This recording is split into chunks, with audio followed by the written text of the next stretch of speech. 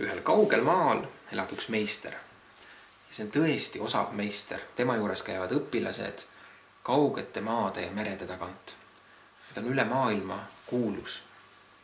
Ja selle meistri toodanguks on laste mänguasjad. Ja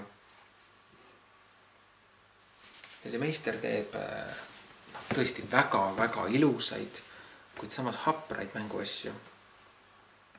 Ja alati, kui keegi tema poodi satub, siis alati ostetakse nii oma lastele, kui lastelastele, kui tulevastele lastele, kui naabrilastele, kui iseendale, kui sõpradele ja tuttavatele sealt mänguasju. Ja üks isa, kes alati teadis, kes ükskord sai sealt mänguasja ja ta alati teadis, et ta tahab sellelt meistrilt veel ja veel neid mänguasju.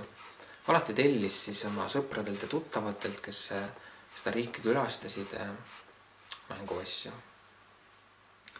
Kuid iga kord juhtus niimoodi, et kui mänguasi kohale jõudis, oli alguses sellest väga palju rõõmu, seda imetleti, kuid mingi hetk see mänguasi läks laste käes lihtsalt katki kindluseks.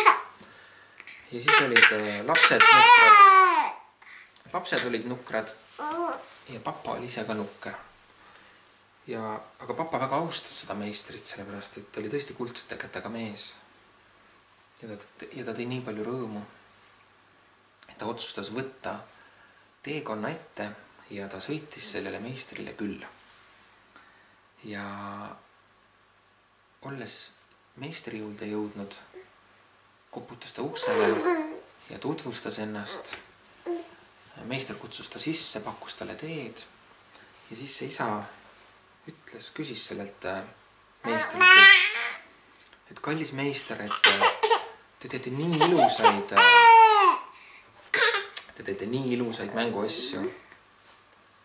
Aga öelge lihtsalt palun, miks te teete nad nii haprad ja õrnad? Lähevad ju nii kergesti katki laste käes. Mänguasja meister noogutas, naeratas, ütles, teil on õigus. Need mänguasjad on tõesti haprad ja õrnad. Aga teate mis?